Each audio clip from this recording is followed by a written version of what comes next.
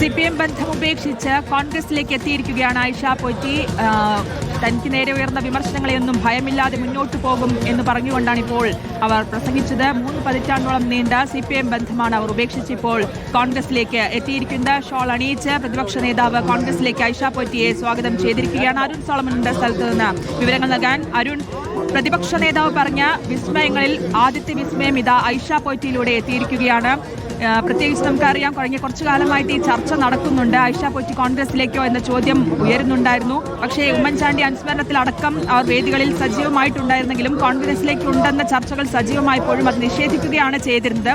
ഇപ്പോൾ ഈ വേദിയിലേക്ക് എത്തി, കോൺഗ്രസിലേക്ക് എത്തുമ്പോൾ എങ്ങനെയാണ്, എപ്പോഴായിരുന്നു ആ ധാരണയിലേക്ക് എത്തിയത്?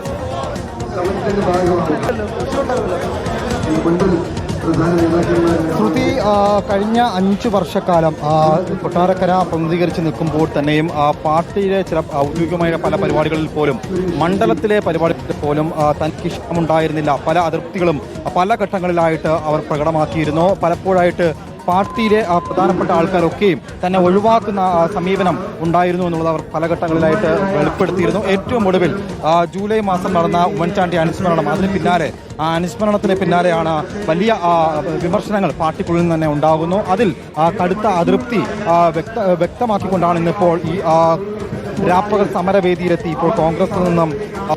ഓക്കെ അരുൺ, തുടരുക. ടി വി പ്രസാദ് കൂടിയുണ്ട്. ടി വി പ്രസാദ്, വിസ്മയം നമ്പർ 1 ഐഷ പോറ്റി അങ്ങനെ കോൺഗ്രസിലേക്ക് എത്തിയിരിക്കുന്നു. 2006-ൽ ആർ ബാലകൃഷ്ണപിള്ളയെ 12,000-ലധികം വോട്ടുകൾ കട്ടിമറിച്ചുകൊണ്ട് ജയത്തിലേക്ക് എത്തിയ ഐഷ പോറ്റി കൊട്ടാരക്കരയിൽ വരവ് അറിയിച്ചത് അങ്ങനെയായിരുന്നു. ആ ഐഷ പോറ്റി ഇപ്പോൾ കോൺഗ്രസിലേക്ക് എത്തുമ്പോൾ എന്തൊക്കെ പ്രതീക്ഷിക്കാം, പ്രത്യേകിച്ച് നിയമസഭ അടുത്തിരിക്കെ, തെരഞ്ഞെടുപ്പ് അടുത്തിരിക്കെ?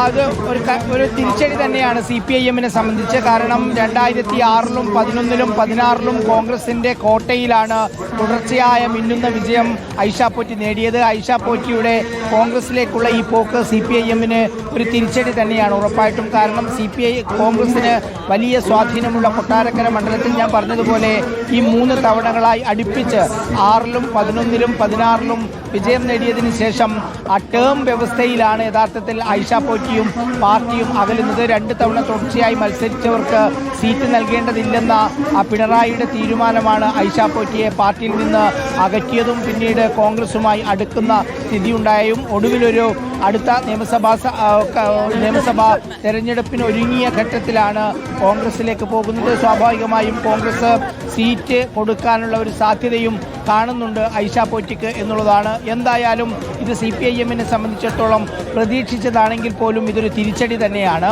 ഇതിലിപ്പോൾ കഴിഞ്ഞ 2 ദിവസം മുമ്പാണ് നമ്മുടെ കൊല്ലം റിപ്പോർട്ടർ ജയശങ്കർ ഇവരോട് സംസാരിച്ചത്, ഐഷ പോറ്റിയോട് സംസാരിച്ചത്.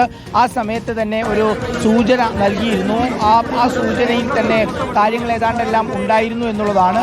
ഒരുപക്ഷെ അവസാനമായി CPIM-ൽ നിൽക്കുന്ന സമയത്ത് സംസാരിച്ചത് ഞങ്ങളോടായിരിക്കും. അതിനേക്കാൾ കൂടുതൽ ജനങ്ങളുടെ പ്രശ്നങ്ങളിൽ ജനങ്ങളോടൊപ്പം ഉണ്ടാവും. എല്ലാ വിഭാഗം ജനങ്ങളോടൊപ്പം, എല്ലാ രാഷ്ട്രീയക്കാരോടും ഒപ്പം ഒരുപോലെ ഞാൻ എങ്ങനെയായിരുന്നോ അതുപോലെ എന്നും ഉണ്ടാകും.